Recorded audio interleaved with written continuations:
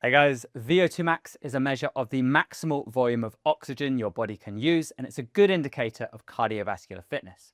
A true VO2 max test is conducted in a lab and requires exercising to failure while wearing a mask. However, there are simple tests that can provide an estimate of your VO2 max, one of which is a submaximal test called the astrand-rhyming test.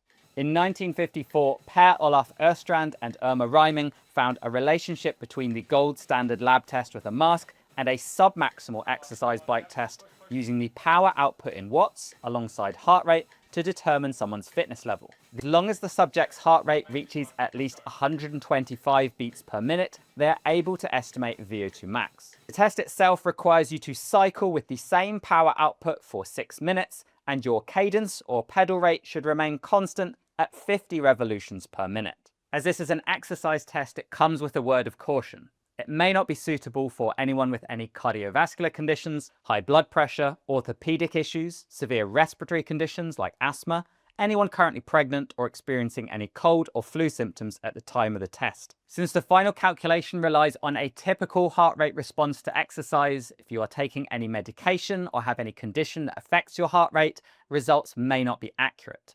Please speak to a doctor if you are in any doubt whether this protocol is safe for you to do. The final output from the test will be an average power output in watts and your average heart rate for the final minute of the test. The gold standard for measuring heart rate would be with a chest strap, but both wearable data and the heart rate sensors on the exercise bike may provide a reasonable approximation. After setting the appropriate saddle height, you can do a light cycle to warm up.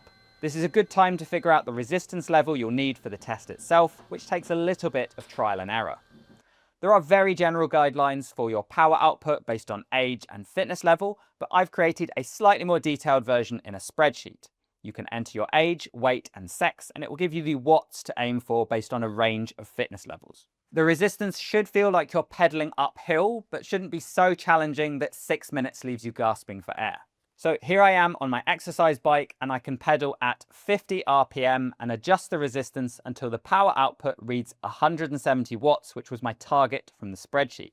On my particular bike, level 20 produces 120 watts, level 26 returns 150 watts, and level 29 is very close at 171 watts, and importantly, the effort seems manageable. You can then rest for a few minutes to let your heart rate come back down, and this is a good time to fit a heart rate strap, so I'm using a Polar H10, and I'll also use my Garmin. I'll press start on both devices and begin pedaling at 50 RPM using the resistance level I established earlier. I've tried this on a few people, and some appreciate having a metronome set at 100 beats per minute playing in the background, so they don't have to overly focus on their pedal rate. What I find is that my heart rate climbs steadily for the first few minutes and then levels off. If your heart rate continues to climb through the final minute by more than 5 beats per minute, you will need to extend the test by an additional minute. So as I hit the final minute, my heart rate is 137, and this is relatively stable until I reach 6 minutes, where the test concludes. All that's left to do now is to estimate your average heart rate in the final minute of the test. If you are using the heart rate sensors, you could take an average of your heart rate at the start and end of the final minute. Using my Polar data, that would be 137 and 139, so an average of 138 beats per minute.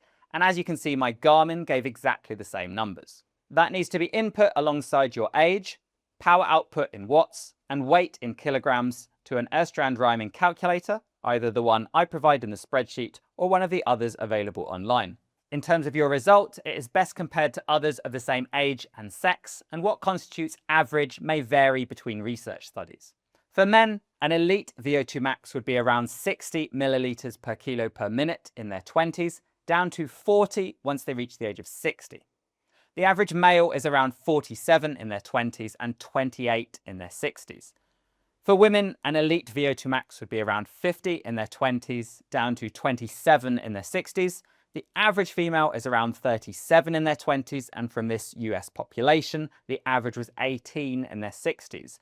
Note that activities of daily living become compromised once an individual falls below 20 milliliters per kilo per minute.